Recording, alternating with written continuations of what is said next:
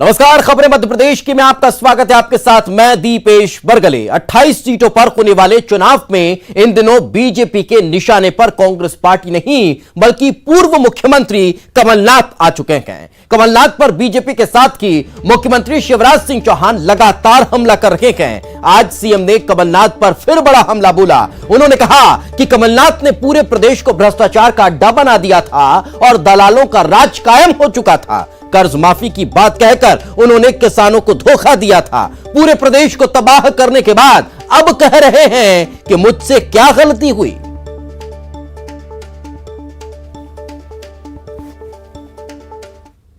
पूरे प्रदेश को आपने भ्रष्टाचार का अड्डा बना दिया था। मध्य प्रदेश दलालों का अड्डा था। जनता नहीं पहुंचती थी, दलालों की तुम तक पहुंच थी। बिना लिए दिए कोई काम नहीं होता था। गांव गांव में दलाल घूम रहे थे काम करवाने के, पैसे लाओ पैसे लाओ। कर्जा माफी की बात करके तुमने किसानों को धोखा दिया। कर्जा माफ नहीं किया। 6,000 करोड़ का जो किया उसके भी पैसे पूरे नहीं दिए, मुझे भरने पड़े कुछ। बेरोजगार भत्ता नहीं दिया। आंगनवाड़ी कार्यकर्ताओं के 1,500 रुपया कम कर दिए। मेरी सारी योजनाएं बंद कर दी भारतीय जनता पार्टी की। संबल योजना बंद कर दी। बेटा बेटियों का फीस भरवाना बंद, लैपटॉप देना बंद, स्मार्टफोन देना बंद। विदेश भेज के जो पढ़ाई करवाते थे वो बंद। बहनों के लड्डू छीन लिए तुमने। जन्म के पहले जन्म के बाद जो पैसा देते थे 16,000 वो बंद। तो जैसे जैसे उपचुनाव की तारीखें नजदीक आती जा रही हैं, वैसे वैसे नेताओं की जुबान बिगड़ती चली जा रही है। रतलाम में बीजेपी सांसद गुमान सिंह डामोर ने कांग्रेस और कमलनाथ पर हमला बोलते हुए कमलनाथ को कलंकनाथ और कपटनाथ तक कह दिया। इतना ही नहीं, कांग्रेस से बीजेपी में आए नेताओं को देशभक्त और राष्ट्रभक्त का सर्टिफिकेट भी दे डाला। डामोर ने कहा कि इन विधायकों ने कांग्रेस सरकार की लूट मार से परेशान होकर इस्तीफा देकर बीजेपी में प्रवेश किया था। देशभक्त राष्ट्रभक्त विधायक थे जो इस लूटमारी की प्रक्रिया से दूर थे। उनका इतना दम घुटा कि करीब करीब 24 विधायकों ने इस्तीफा दे दिया। इस्तीफा देकर के उन्होंने ये बोला कि हम हमारे सब बातों को छोड़ करके हम मध्य प्रदेश के हित में, इसलिए हम ये कलंकनाथ कपटनाथ के साथ रह करके हमको प्रदेश को लूटना खसोटना हमको। तो कुल मिलाकर 28 सीटों पर हो रहे उपचुनाव को लेकर बीजेपी पूरी तरह से तैयारी में जुटी हुई है। पार्टी अब मंडल के बाद बूथ सम्मेलन करने वाली है। 15 से 24 अक्टूबर तक बीजेपी का बूथ सम्मेलन होगा। उपचुनाव वाले सभी 7,000 बूथों पर पार्टी का बूथ सम्मेलन आयोजित होना है। बीजेपी अभी तक 59 मंडलों में सम्मेलन कर चुकी है। बूथ सम्मेलनों में मुख्यमंत्री शिवराज सिंह चौहान, प्रदेश बीजेपी अध्यक्ष वी.डी. शर्मा, केंद्रीय मंत्री नरेंद्र सिंह तोमर, पार्टी महासचिव कैलाश विजयवर्गीय, फग्गन सिंह कुलस्ते और ज्योतिरादित्य सिंधिया शामिल होंगे। कुल मिलाकर भारतीय जनता पार्टी का जो शीर्ष नेतृत्व है वो सभी मंडल सम्मेलनों में पहुंच रहा है और आने वाली 14 तारीख तक हम लोगों के सभी 128 मंडल सम्मेलन संपन्न हो जाएंगे। इसके पश्चात 15 अक्टूबर से लेकर 24 अक्टूबर तक बूथ सम्मेलन हम लोग करेंगे और सभी लगभग 7,000 बूथ जो 28 विधानसभा के हैं उन सभी 7,000 बूथों पर बूथ सम्मेलन 15 अक्टूबर से लेकर 24 अक्टूबर के बीच में संपन्न हो। तो बूथ स्तर पर भी पार्टी अपने संगठन को मजबूत करती हुई नजर आ रही है। और ज्यादा जानकारी के साथ हमारे सहयोगी शरद हमारे साथ जुड़ चुके हैं। शरद, क्या इन 28 विधानसभा क्षेत्रों के प्रत्येक घर तक पहुंचने का लक्ष्य है बीजेपी का?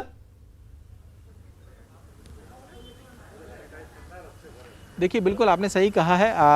बीजेपी की कोशिश यही है कि घर तक पहुंचा जाए, क्योंकि एक बड़ी बात ये भी है कि ये जो स्थितियां हैं वो दरअसल कोरोना काल की स्थितियां हैं। ऐसे में जो मतदाता है उसको घर से बाहर निकालना और मतदान केंद्र तक ले जाना भी एक बड़ी चुनौती होगी, फिर वो पार्टी चाहे बीजेपी हो या कांग्रेस हो। ऐसे में मतदान प्रतिशत कम ना हो और वोट ज़्यादा से ज़्यादा पड़े। पार्टियों की कोशिश तो यही होती है कि उनके पक्ष में पड़े, वो किसके पक्ष में जाएगा ये और बात है, लेकिन कोशिश पूरी है। और यही वजह है कि बीजेपी ने अब ये तय किया है कि जो मंडल सम्मेलन किए गए थे वो मंडल सम्मेलन खत्म होंगे 14 तारीख को। तमाम जो बड़े नेता हैं वो उनमें शामिल हो रहे हैं और फिर उसके बाद 15 से 24 तारीख के बीच में बीजेपी अपने बूथ सम्मेलन करेगी। करीब 7000 ऐसे बीजेपी के बूथ हैं जो 28 विधानसभा का उपचुनाव होना है जिन सीटों पर उनके, तो वहां पर बीजेपी जाएगी और बूथ स्तर तक के कार्यकर्ताओं को रिचार्ज करने की कोशिश की जाएगी ताकि मतदाताओं तक सीधे संपर्क घर घर जाकर किया जा सके। बिल्कुल शरद, लेकिन सवाल ये कि हालांकि 1.5 साल की गुजरात है विधानसभा चुनाव और आम चुनाव में, लेकिन माइक्रो मैनेजमेंट में बीजेपी माहिर मानी जाती है। अब सिर्फ क्या रिचार्ज करना बाकी है कार्यकर्ताओं को एक बार फिर से?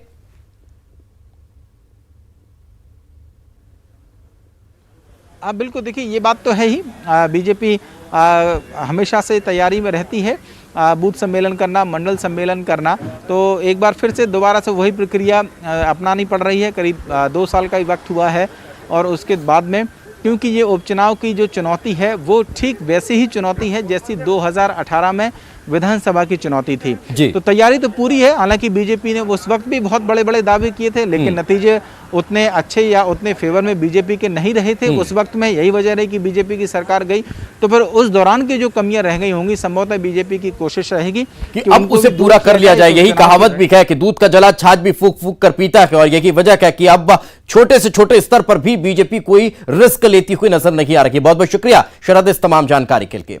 शिवराज सिंह चौहान का ताबड़तोड़ चुनावी दौरा लगातार जारी है। मुख्यमंत्री शिवराज सिंह चौहान ने मंदसौर के कायमपुर में भाजपा प्रत्याशी हरदीप सिंह डंग के समर्थन में बीजेपी कार्यकर्ता सम्मेलन को संबोधित किया। वहीं आगर में कानड़ में सीएम शिवराज सिंह चौहान ने कार्यकर्ता सम्मेलन को संबोधित किया। शिवराज ने कहा कि हम जनता के सीएम हैं, हम पैसा बर्बाद नहीं करते हैं, लोगों का विकास करते हैं।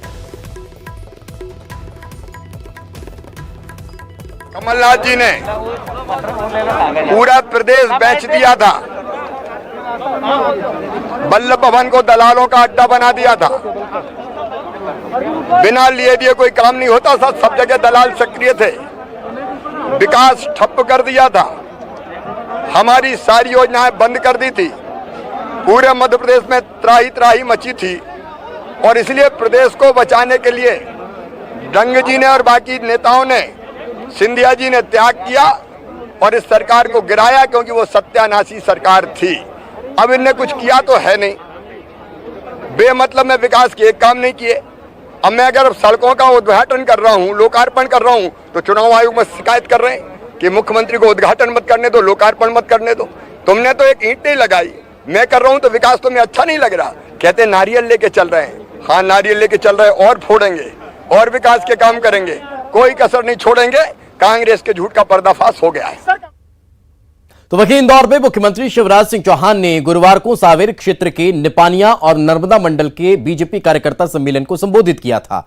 इस सम्मेलन में जो पोस्टर लगाए गए थे जिसमें लिखा था कि सांवेर में साधु और शैतान के बीच मुकाबला है, यानी बीजेपी ने अपने प्रत्याशी जल संसाधन मंत्री तुलसी सिलावट को साधु बताया था और कांग्रेस प्रत्याशी प्रेमचंद गुड्डू को शैतान करार दिया। जनता से अपील की थी कि सांवेर की जनता तय करे कि साधु को चुनना है या शैतान को। इस पोस्टर पर कांग्रेस ने कड़ी आपत्ति दर्ज कराई है और सत्ता लोगों को बांटने का काम कर रहे हैं। तो ये उनका मिथ है, ये मिथ बहुत जल्दी टूटने वाला है, क्योंकि शैतान तो वो लोग हैं जो जिन्होंने लोगों से वोट मांगे, 5 साल का वादा करा था, लेकिन बीच में छोड़कर पार्टी बदल दी। हमने तो कहीं नहीं कहा है, ना साधु का नाम प्रकट करा है, ना शैतान का नाम प्रकट करा है। ये निर्णय करने का जो सर्वाधिकार है वो जनता जनार्दन के पास होता है। जनादेश का जो प्राप्त हम करने जा रहे हैं, तो हमने एक सूत्र वाक्य रखा है कि ये लड़ाई है सांवेर के इम्तिहान की, घड़ी है सांवेर के इम्तिहान की, और ये लड़ाई है साधु की और शैतान की। उधर कांग्रेस ने धार्मिक विज्ञापन के प्रकाशन को लेकर चुनाव आयोग से शिकायत कर दी है। इसके साथ ही कांग्रेस ने प्रदेश में आचार संहिता के बाद भी प्रशासनिक अधिकारियों के तबादले की शिकायत आयोग से की है और चुनाव आयोग से इसमें हस्तक्षेप करने की मांग की गई। तो लगातार कांग्रेस का लीगल सेल एक्टिव नजर आ रहा है और नजर रखी जा रही है कि कहां भारतीय जनता पार्टी के द्वारा आचार संहिता का उल्लंघन हो रहा है। इन 28 सीटों पर होने वाले उपचुनाव में एक स्ट्रेटेजी राजनीतिक दलों की यह भी है कि विरोधी दल की तरफ से कहां गलतियां की जा रही है उसे भी मुखरता से उठाया जाए। पर जो विज्ञापन निकाले गए तुलसीराम सिलावट ने, उन्होंने धर्म का उन्होंने उपयोग किया है। धर्म के नाम पर उन्होंने कहा है कि जय सिया राम, और वहां पर कहा है कि ये साधु और शैतान की लड़ाई है। ऐसे विज्ञापन उन्होंने जारी करे हैं, इससे वो आपत्तिजनक है। इसकी उन्होंने शिकायत की है कि तुलसीराम सिलावट पर भी कार्रवाई की जाए। इसे तर कांग्रेस के सिंधिया को भूमाफिया कहने पर पहली बार ज्योतिरादित्य सिंधिया का बयान सामने आया है। सिंधिया ने कहा कि उनकी संपत्ति 300 साल पुरानी है। मैं एक परिवार विशेष में पैदा हुआ तो उसमें मेरी क्या गलती है। कांग्रेस के आरोप पर पलटवार करते हुए उन्होंने कहा कि जो नए नए महाराज बने हैं वो बताएं कि उनके पास कहां से आई इतनी संपत्ति।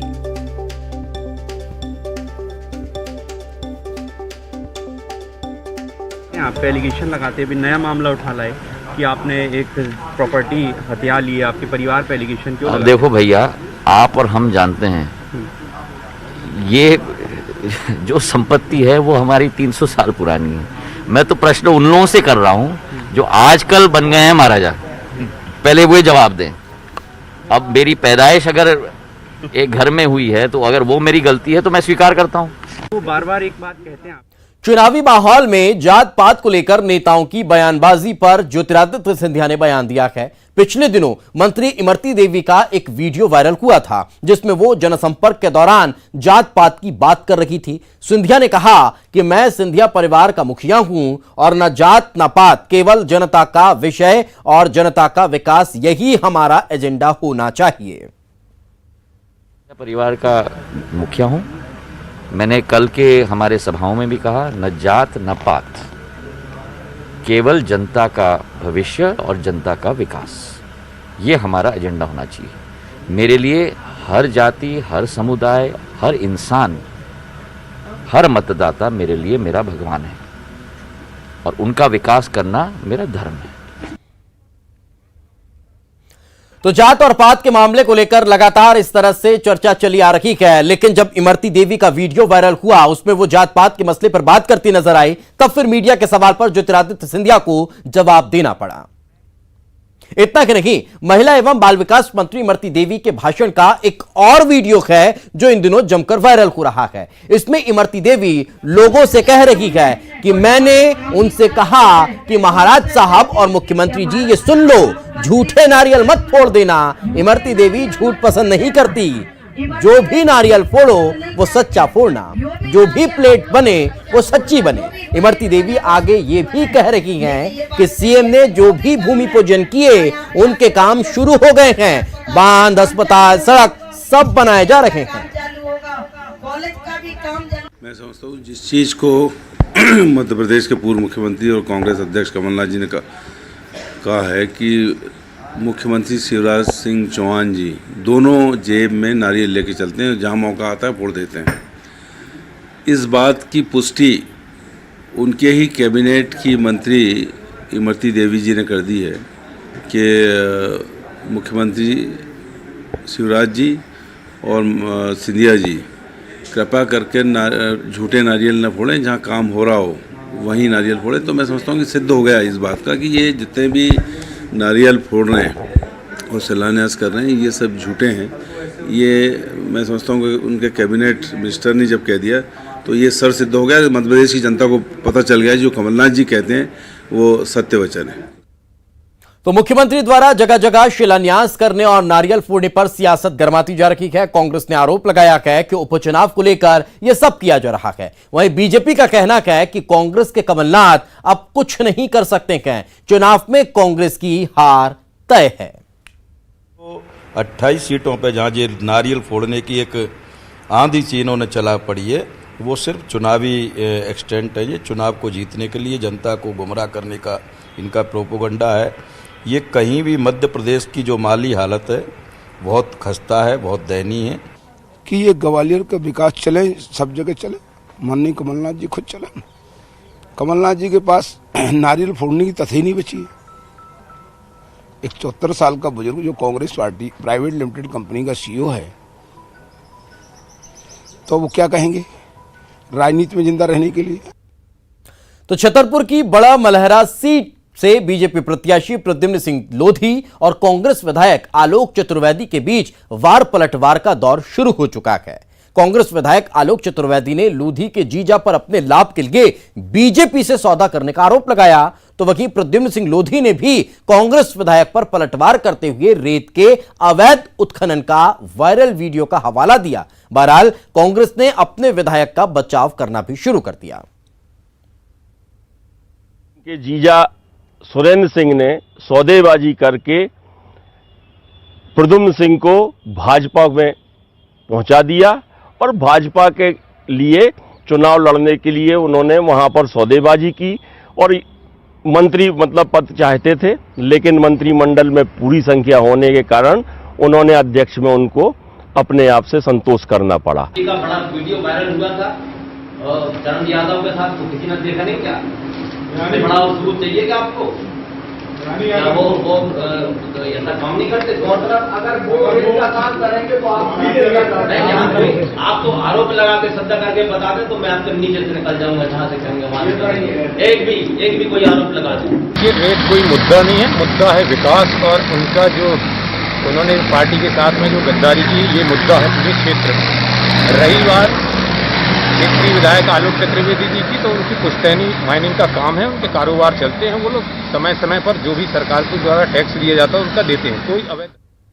बड़ी खबर झाबुआ से। झाबुआ में जहां सरकारी राशन दुकानों पर बांटने वाले गेहूं की खराब खेप पहुंच गई है। गेहूं की क्वालिटी इतनी खराब है कि उससे पाउडर जैसा डस्ट निकल रहा है। खराब गेहूं आने की खबर जैसे ही विधायक कांतिलाल भूरिया को लगी, वो समर्थकों के साथ मौके पर पहुंच गए। जिला प्रशासन के खिलाफ नारेबाजी शुरू कर दी गई। आंकड़ों की बात माने तो करीब 500 टन गेहूं की खेप पहुंची है। एफसीआई के गोडाउन में आए और मंडी के प्रांगण में ये शियोर से सड़ा हुआ गेहूं, सड़ा हुआ चावल और जो बारिश में बाहर पड़े थे शियोर के आसपास के इलाके, वो सड़ा गेहूं और ये आदिवासी झाबुआ अलीराजपुर को एक भेड़ बकरी समझ रखा। ये आपने देखा, सबने आपने देखा, सारा सड़ा हुआ हाथ में भूसा हो रहा गेहूं और चावल। तो ऐसा यहाँ पर आके उतार रहे और यहाँ के अधिकारी उतार के फिर चुपचाप सोसाइटी में भेज रहे हैं। बिल्कुल सत्य है, क्वालिटी खराब है और मैंने इसकी शिकायत भी वरिष्ठ कार्यालय को कर दी गई है और ये रेक आया है तो इसको हम यहाँ डंप करवाएंगे और इसको इशू नहीं होगा इसके अंदर से। और इसकी फिर इसका जो आने की यहाँ पे हमारी स्टेट चयन समिति है जिले की, वो स्टेट चयन समिति चयन करेगी, उसके बाद ही जाएगा दुकानों पे।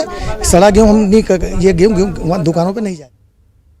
तो खबरें अभी और भी है, लेकिन फिलहाल रुकेंगे एक छोटे से ब्रेक के लिए। ब्रेक के बाद जल्द हाजिर होंगे। ब्रेक के बाद एक बार फिर आपका स्वागत है। इंदौर में क्राइम ब्रांच की बड़ी कार्रवाई देखने को मिली है, जहां पर 19 ग्राम एमडी ड्रग्स के साथ एक शख्स को गिरफ्तार किया गया है। विजयनगर इलाके से इसे गिरफ्तार किया गया है। जब्त ड्रग्स की कीमत 1 लाख के करीब बताई जा रही है। विजयनगर में ड्रग्स की तस्करी लगातार चल रही है। विजयनगर पुलिस अब इस पूरे मामले में जांच पड़ताल में जुटी हुई है। तो इस पूरे मामले के अलावा भी एक और बड़ी खबर का जिक्र कर लेते हैं। भोपाल में छेड़छाड़ से परेशान और आरोपियों के खिलाफ कार्रवाई नहीं होने से परेशान होकर मोबाइल टावर पर एक युवती चढ़ गई। पीड़ित लड़की के मुताबिक आरोपी आकाश चौबे पुलिसकर्मी हैं और आकाश की मां पुलिस मुख्यालय में सब इंस्पेक्टर है। पुलिस परिवार होने की वजह से आरोपी आकाश पर पुलिस कोई कार्रवाई नहीं कर रही है। आरोपी के खिलाफ कार्रवाई की मांग को लेकर युवती राजधानी में मोबाइल टावर पर चढ़ गई। इसे तरह होशंगाबाद में पुलिस का बेरहम चेहरा सामने आया है, जहां पर 3 पुलिस वाले एक युवक की जमकर पिटाई करते हुए नजर आ रहे हैं। पुलिसकर्मियों की बेरहमी का वीडियो सोशल मीडिया पर जमकर वायरल हो रहा है। रेत चोरी के आरोप में पुलिस ने युवक को पकड़ा और उसकी जमकर पिटाई की गई।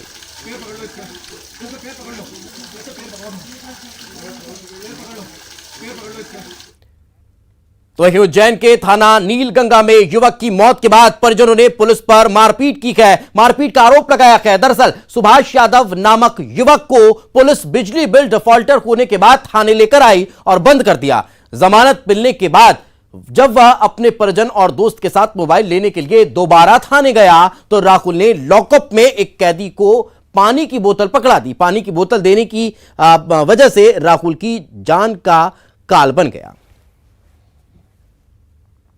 इसी तरह प्रदेश भर में 51 से ज्यादा शिक्षकों की कोरोना संक्रमण के चलते मौत होने के बाद शिक्षक संगठन ने मांग की है कि शिक्षकों की सुरक्षा के लिए हमारा घर हमारा विद्यालय कार्यक्रम बंद कर दिया जाए। आपको बता दें कि मध्य प्रदेश में शिक्षक ऑनलाइन क्लासेस के साथ साथ ग्रामीण इलाकों में घर घर जाकर छात्र छात्राओं को पढ़ाई करवा रहे हैं। 50 शिक्षकों की मृत्यु हो चुकी है और सैकड़ों की संख्या में लोग संक्रमित हो गए हैं और उसके कारण जो है ये संक्रमण जो है धीरे धीरे शिक्षकों के घरों में पहुंच रहा है और उनके आसपास पड़ोस में भी पहुंच रहा है। इसलिए इस योजना को तत्काल बंद करना चाहिए। हमारे शिक्षक पूर्ण उत्साह से कार्य कर रहे हैं और जो भी मतलब गवर्नमेंट की SOP है उसका पालन करके कर रहे हैं। निश्चित तौर पर थोड़ा सा कोरोना के कारण ये बिल्कुल निर्देश दिए गए हैं कि अगर थोड़ा भी उनको लगता है कि कंटेनमेंट एरिया है तो वो ना। और इसके साथ इस बुलेटिन में फिलहाल इतना कि दीजिए इजाजत। नमस्कार।